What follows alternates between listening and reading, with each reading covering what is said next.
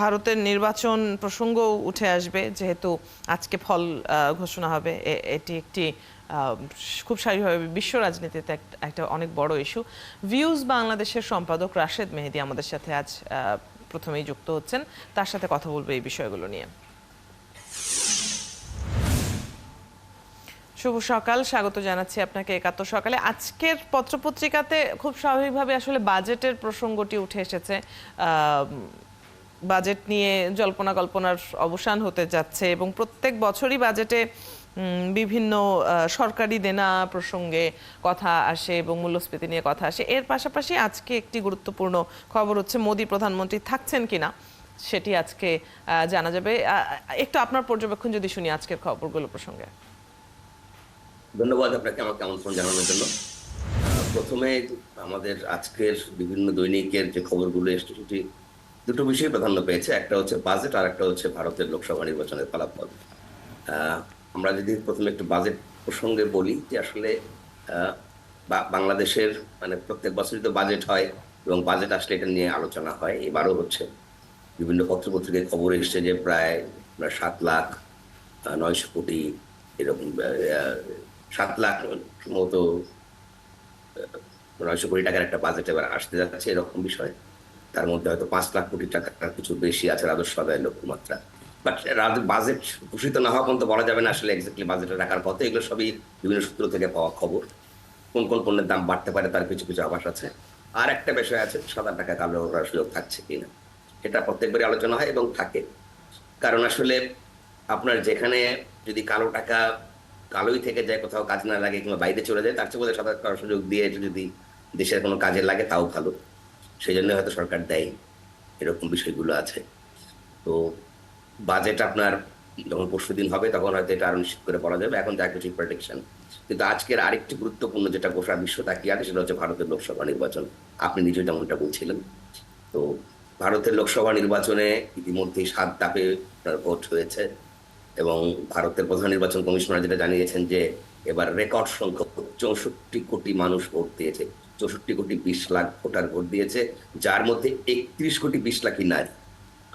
তো এটা অনেক বড় একটা বিষয়। গোটা মানে বিশ্বের এক দেশ হিসেবে এত বেশি ভোটার উপস্থিতি, এটা একটা রেকর্ড।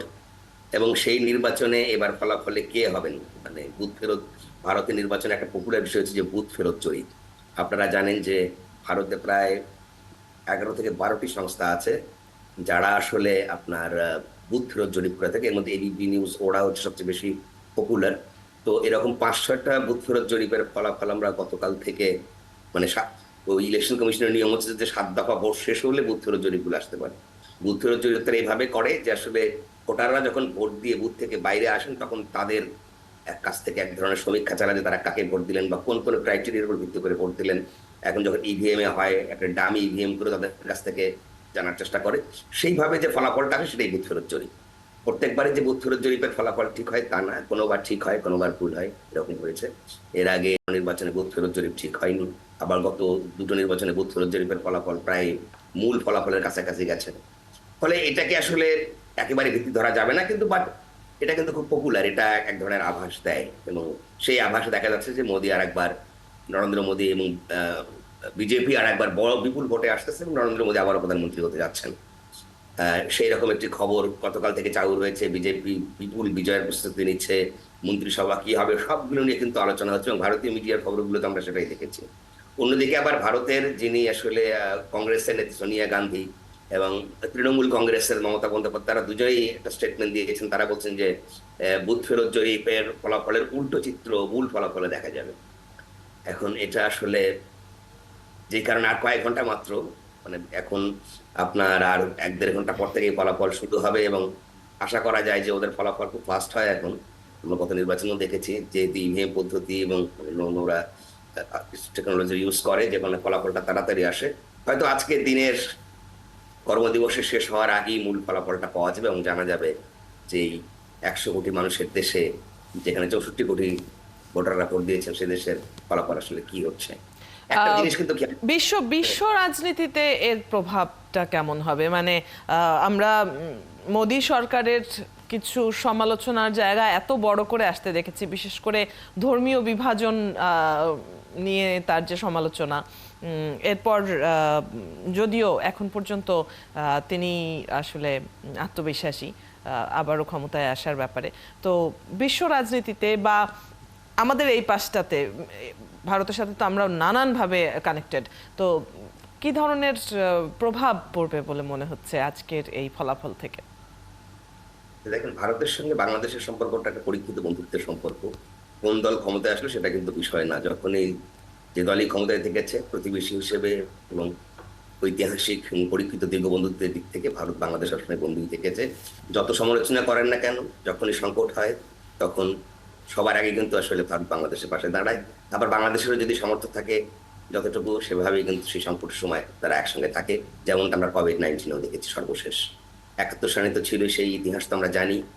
তুমি সর্বশেষ কোভিড-19 কিন্তু সেই পরীক্ষিত ইতিহাস আছে। ফলে এখানে ভারতে কোন দল ক্ষমতা আসবে সেটা ম্যাটার করে না। ম্যাটারটা হচ্ছে আসলে দেশ টু দেশ, জনগণের সঙ্গে জনগণের সম্পর্ক, দেশের সঙ্গে। তো আমাদের বন্ধুত্ব, বাংলাদেশ ভারতের বন্ধুত্ব থাকবে, এইটা নিয়ে আসলে ইয়ে নাই। কিন্তু যেটা হয়েছে যে ভারতের রাজনীতিতে আপনার মানে বিশেষ করে আপনি যেটা একটু আগে বলছেন যে ধর্মের যে ব্যবহার, তারপরে আসলে নরেন্দ্র মোদীর সব শেষের দিকে যে নীতিগুলো, তার যে রাজনৈতিক বক্তৃতায় এক ধরনের ধর্মীয় বিদ্বেষ ছড়িয়ে এসছে, সেগুলো আসলে গোটা বিশ্বে কিন্তু আলোচিত হয়েছে। অনেকে এই বিষয় নিয়ে এগুলো কথা বলেছেন। কিন্তু একটা মজার ব্যাপার হচ্ছে, নির্বাচনের আগে নরেন্দ্র মোদী যে ভাষায় কথা বলেন, রাজনীতিতে ধর্মকে যেভাবে নিয়ে আসেন, আপনি দেখবেন প্রত্যেকবার নির্বাচিত হওয়ার পর, প্রধানমন্ত্রী হওয়ার পরে যখন বাকি 5 বছর দেশ চালান, তখন কিন্তু তার এই বিষয়গুলো অতটা গুরুত্ব পায় না। সেখানে কিন্তু দেখবেন যে আসলে উনি বিশ্ব রাজনীতির সঙ্গে তাল মিলিয়ে, আঞ্চলিক রাজনীতির সঙ্গে তাল মিলিয়ে একটা মানে যুগোপযোগী শাসন ব্যবস্থার মধ্যে দিয়ে ভারতকে এগিয়ে নেওয়ার চেষ্টাই করেছেন, আমরা সেরকমই দেখেছি। কিন্তু যখন এই নির্বাচনের মাঠে হয়তো, যেটা আমাদের দক্ষিণ এশিয়ার রাজনীতিতে দীর্ঘদিন থেকে হয়ে এসছে, যে এক ধরনের এই ধরনের ব্যবহারগুলো কাজে লাগে, সেই কারণে হয়তো তিনি সেটা ব্যবহার করেন, সেটা করেছেন। বাট সেটা হওয়া উচিত না। আর এই মুহূর্তে যে বিশ্ব রাজনীতির পরিস্থিতি আছে, কিছুদিন পরে যুক্তরাষ্ট্র নির্বাচন আগামী আপনার নভেম্বরে, এর মধ্যে ইসরায়েল পরিস্থিতি আছে, ইউক্রেন সংকটের পরিস্থিতি অন্যদিকে মোড় নিচ্ছে। সেই ক্ষেত্রে কিন্তু এখন ভারতের মতো রাজনৈতিক শক্তিগুলোর বিশ্ব রাজনীতিতে একটা অন্যরকম প্রভাব তৈরি হওয়ার সম্ভাবনা এখন তৈরি হয়েছে। আপনারা দেখছেন যে আপনার গত কয়েক বছরে যুক্তরাষ্ট্রের বিশ্ব রাজনীতিতে প্রভাব অনেকটাই কমে গেছে। এবং সর্বশেষ ইসরায়েল পরিস্থিতিতে যুক্তরাষ্ট্র তার এই প্রথমবারের মতো আসলে মিত্র হারিয়েছে, মিত্রদের সমর্থন পায়নি। ইউরোপের মিত্ররাও তাকে সমর্থন দিচ্ছে না, মধ্যপ্রাচ্য যে দেশগুলো মিত্র ছিল তারা কিন্তু নাই। ফলে এইরকম একটা রাজনৈতিক পরিস্থিতিতে চীন, রাশিয়া কিন্তু একটা গুরুত্ব জায়গায় চলে এসছে। ঠিক একইভাবে এই দক্ষিণ এশিয়া এবং দক্ষিণ দক্ষিণ পূর্ব এশিয়ার মধ্যে ভারতের যে এখন অর্থনৈতিক অবস্থান এবং ভারতের যে আপনার জিওপলিটিক্যাল একটা ইম্পর্টেন্স আছে, সেইখান থেকে কিন্তু আমি মনে করি যে আসলে ভারতও খুব গুরুত্বপূর্ণ হয়ে উঠবে। এবং ডেফিনেটলি নরেন্দ্র মোদী গত প্রায় এর আগে 2 বার তিনি 2 মেয়াদে প্রধানমন্ত্রী ছিলেন। তিনি অবশ্যই বিশ্ব রাজনীতির এই বাস্তবতাটা বোঝেন এবং ভারতকে তিনি সেভাবেই পরিচালনা করবেন। এবং যেহেতু তিনি ভারতের বিপুল জনসমর্থন নিয়ে যে বুথ ফেরত জড়িত রকম আছে, সেটা যদি আসে, তাহলে তিনি অবশ্যই মানে বিশ্বের ভারতের প্রভাব এবং ভারতের নাগরিকের স্বার্থ তিনি দেখবেন।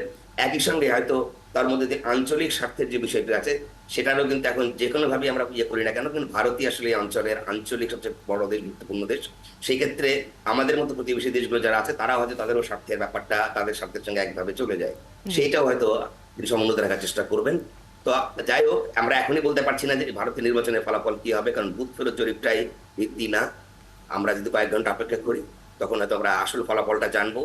সেই ফলাফলের ভিত্তি দিয়ে যেই ক্ষমতায় আসুক, আমি বিশ্বাস করি যে ভারতের যে এই মুহূর্তে বিশ্ব রাজনীতিতে গুরুত্বপূর্ণ অবস্থান তৈরি হচ্ছে, আঞ্চলিক রাজনীতির যে গুরুত্ব আছে, ভারতের রাজনৈতিক নেতৃত্ব সেই গুরুত্ব বিবেচনা করেই ভারতের পররাষ্ট্রনীতি, বৈশ্বিক নীতি, আঞ্চলিক নীতি এবং আভ্যন্তরীণ নীতি সবগুলোই গ্রহণ করবেন।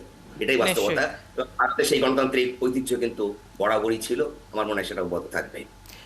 আর যেমনটি বলছিলাম যে আজকে দিনভর নিশ্চয়ই বড় খবরগুলোর মধ্যে একটা এটাই থাকবে, যেহেতু আজকে ফলাফল সামনে আসবে। আপনাকে অনেক ধন্যবাদ, আপনার পর্যবেক্ষণ আমরা জেনে নিচ্ছিলাম এই বিষয়ে। ধন্যবাদ যুক্ত হবার জন্য। ভিউজ বাংলাদেশের সম্পাদক রাশেদ মেহেদীর সাথে কথা হচ্ছিল এতক্ষণ।